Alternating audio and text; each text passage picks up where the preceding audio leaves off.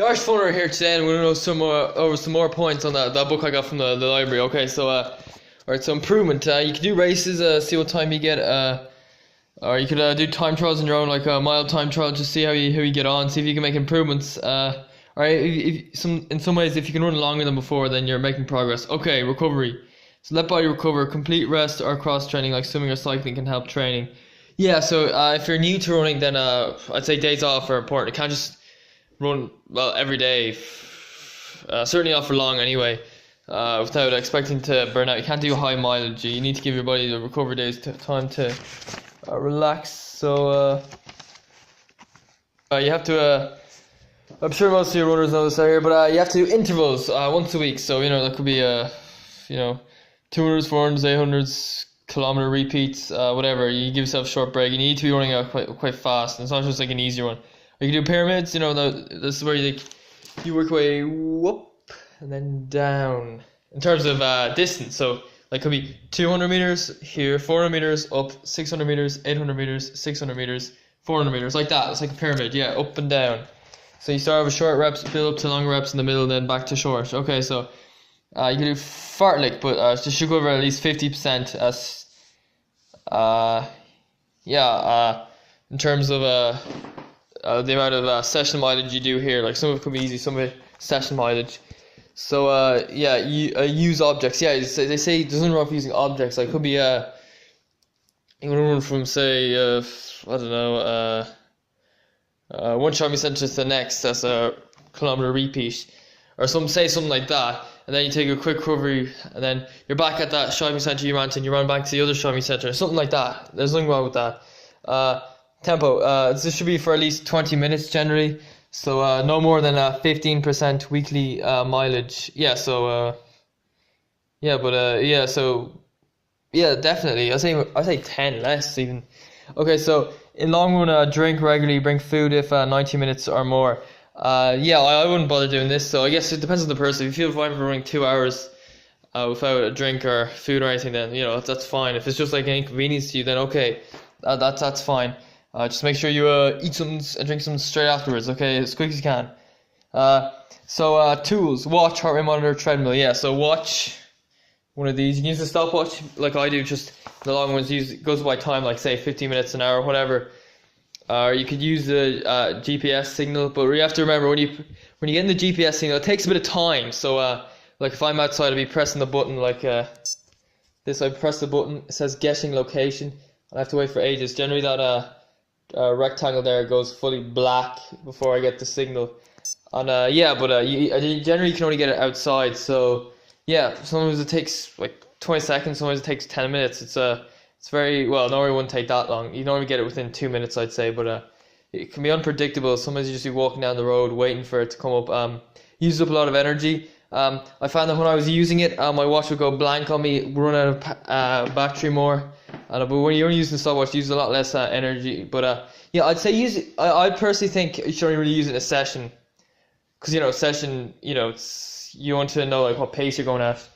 Sometimes, like say you haven't run at a certain pace in a while, you're not sure exactly what the effort of the feel is like. So like for example, if you're doing say like base build, then suddenly do some like tempos to your training. If you're running at a pace you haven't ran it for a long time, so it might be a good idea to use the GPS watch then to at least get a feel for it.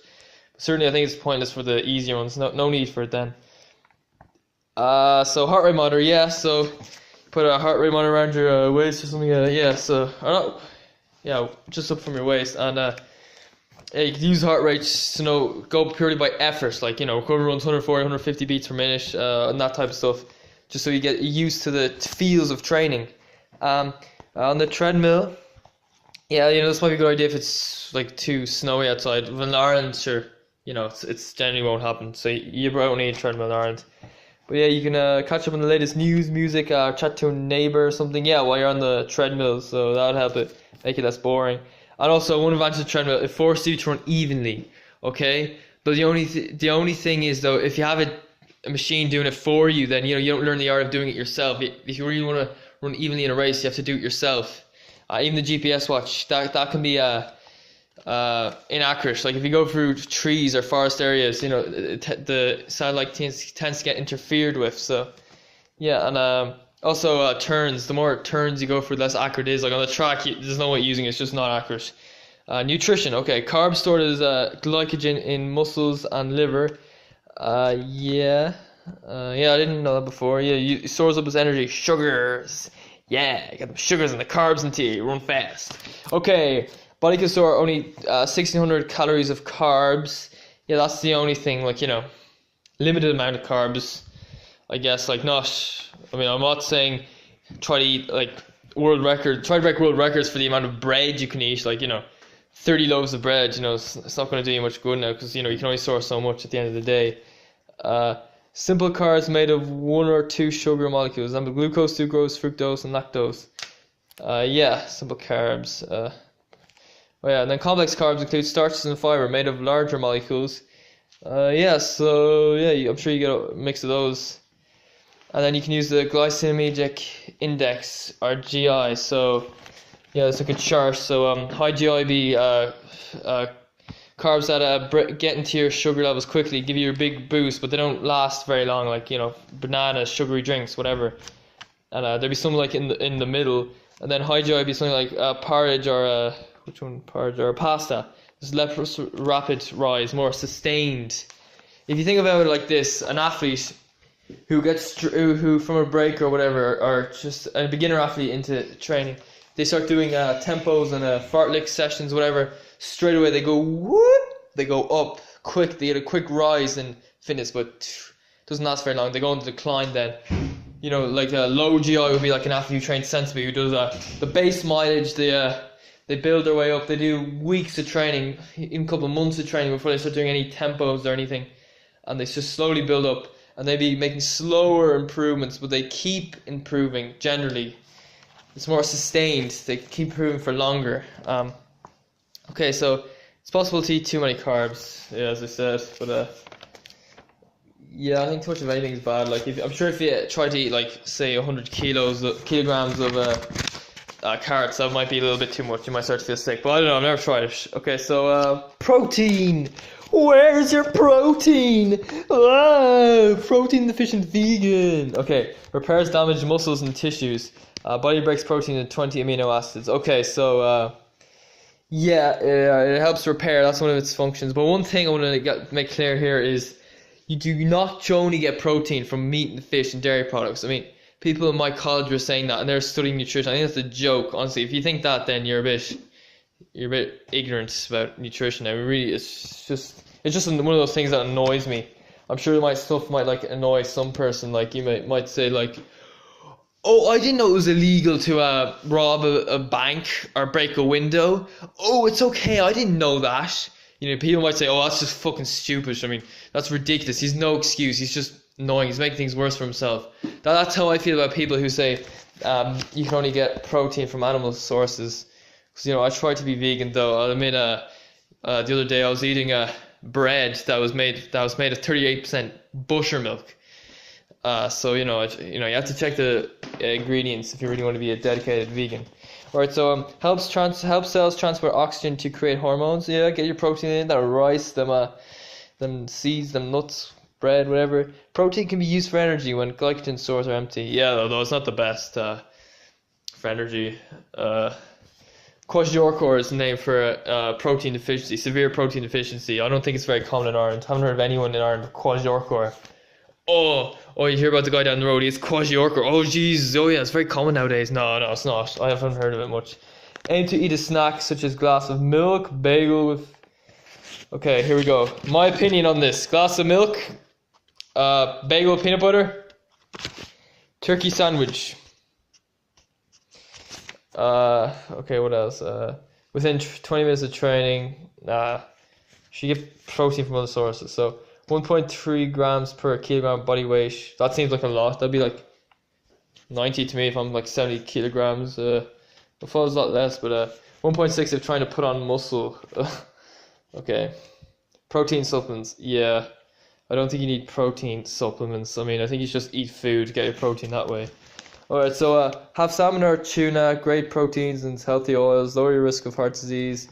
I don't eat fish, but I don't know, that's what they say. Okay, fats. We have enough fat to run for over 1,000 miles apparently, though very slow it says. So yeah, you might find that, like a 10-mile run is really nothing. So I think if you go over thousands of miles, then I don't know, might be the best for building up fitness if you try to run that long. Yeah, I'm sure, like, that's the thing, if you want to keep going, I mean, like, I'm sure, say, right, I'm in Dublin right now, if I wanted to get to, say, Gorey, and it was like an emergency, I had to leave to get to Gorey, and I had a house of food and everything there, and I couldn't get that anywhere else. I'd get to Gorey somehow, I'd be doing big mileage on my feet, but, I'd get there eventually. I said, so body uses carbs more. Yeah, obviously, carbs. Carb the fuck up, man. Get that 1,600 calories of carbs in you, man. Okay, so good, bad, in between. Oh yeah, for the fats, yeah. Monounsaturated fats have lower levels of bad cholesterol and raise good HDL cholesterol. Polyunsaturated fats are between mono and saturated fats. Example, sunflower oil. So I'm guessing this would be like the in-betweener one. The in-betweeners. So now we're on to bad fats. Saturated fats raise levels of bad or LDL cholesterol. Yeah, you don't want that, do you, man? Blood, linked to higher risk of heart disease and stroke. Yeah, I'm not looking for that, man. I don't think you'd be looking for that, man. Get them good fats into you. Mostly animal fats, example red meat, poultry, butter and milk. Yeah, I try to avoid stuff. Protein deficient vegan. Nah, I'm not protein deficient. I just say I am because I'm joking. Okay, trans fats, made from adding hydrogen to vegetable oil. Yeah, so apparently this is very bad. I was only reading about that recently. It's useful for baked goods industry to increase the product's shelf life, but bad for you. Yeah, so yeah, if you see an ingredient with hydrogenated vegetable oils, then generally just put it down. That's what it says. That's what the book says. Trans fats raise bad cholesterol linked to Alzheimer's disease because they block blood flow to the brain. Yeah, we don't want that, do we now? We've got healthy brains our whole lives.